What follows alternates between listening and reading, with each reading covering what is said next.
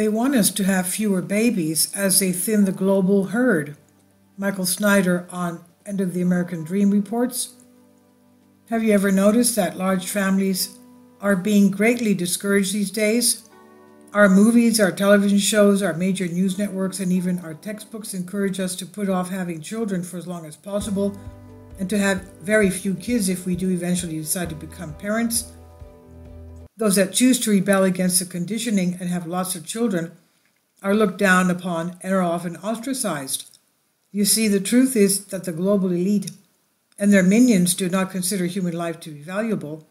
Instead, they see us as a giant herd of carbon-emitting biomachines that needs to be carefully managed. In their minds, the more people that there are on the planet, the worse climate change will become.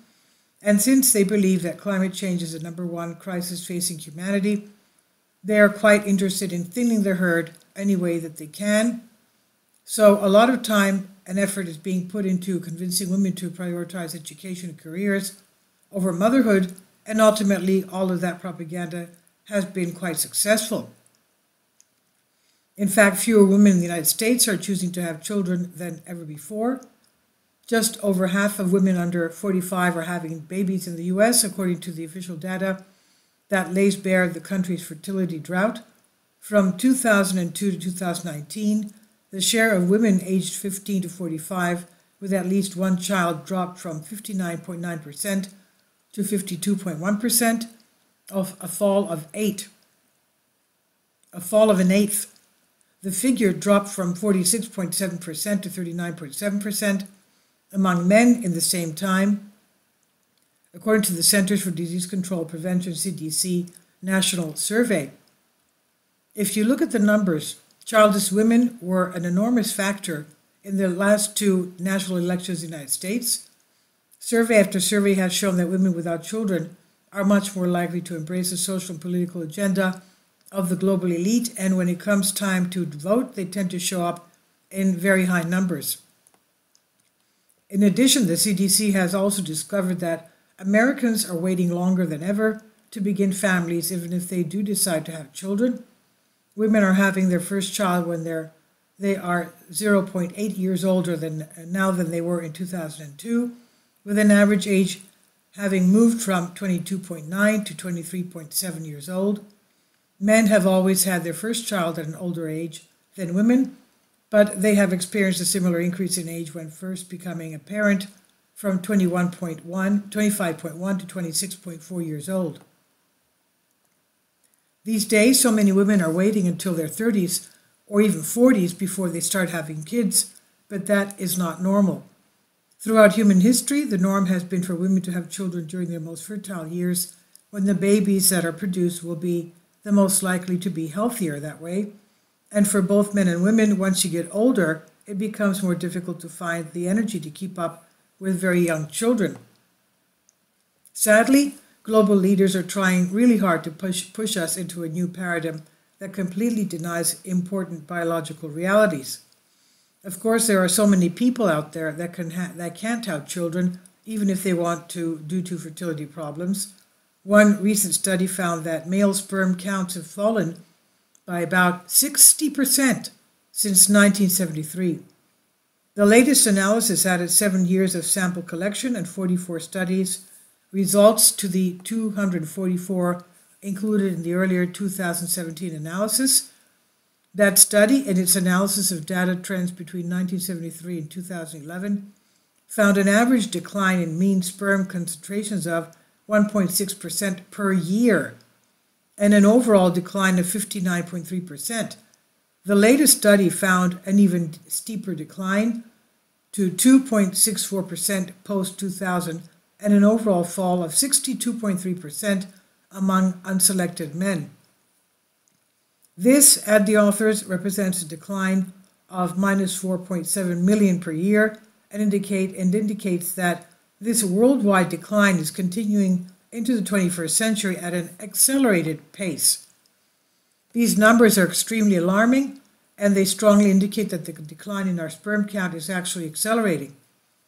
Once sperm counts get too low, a substantial portion of the male population simply will not be able to produce children.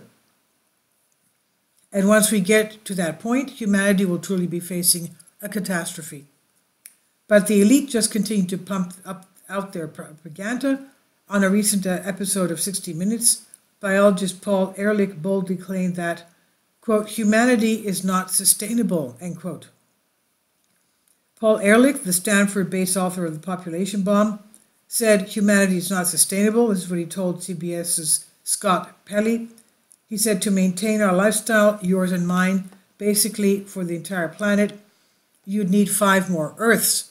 Not clear where they're going to come from.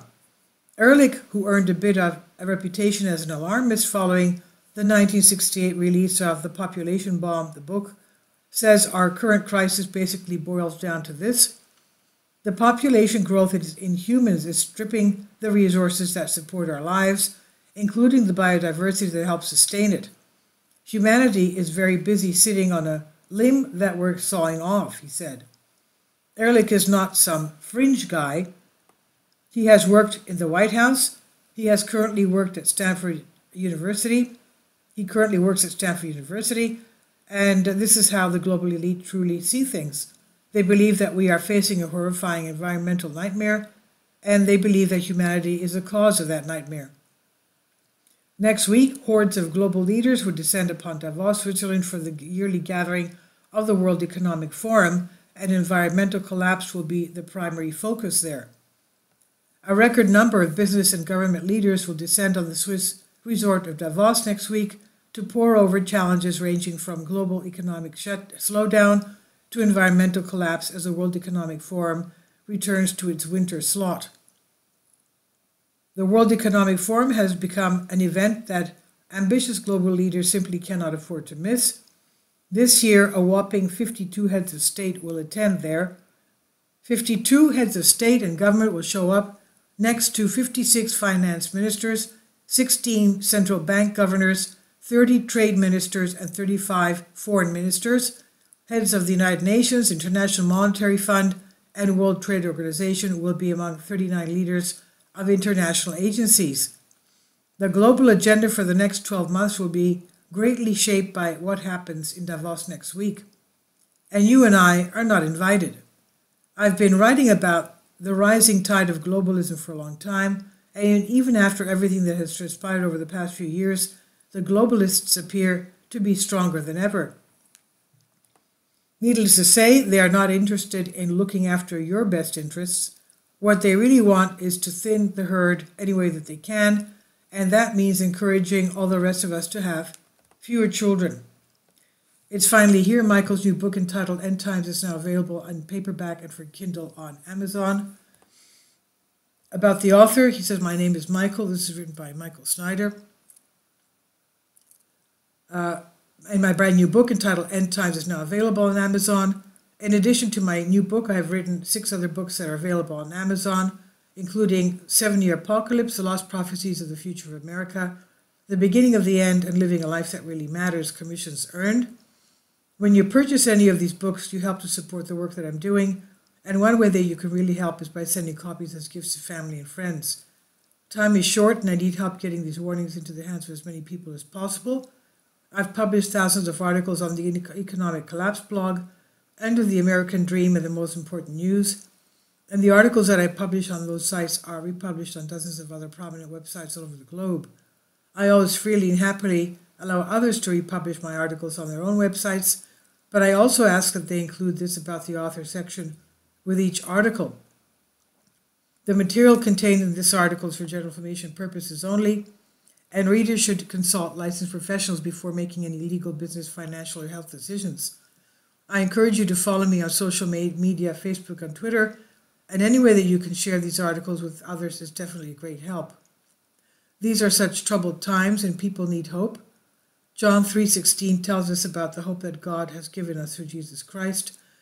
Quote, for God so loved the world that he gave his only begotten Son, that whosoever believeth in him should not perish but have everlasting life, end quote. If you've not already done so, I strongly urge you to invite Jesus Christ to be your Lord and Savior today. And this is by Michael Snyder on End of the American Dream. Please leave your comments, and thank you for your support. Kindly support my Patreon account. The daily posts are 5 videos daily, and they are totally different from what I have on my YouTube channel. Thank you so much for your support and that you find all my content so interesting. You'll find the Patreon account details in the description box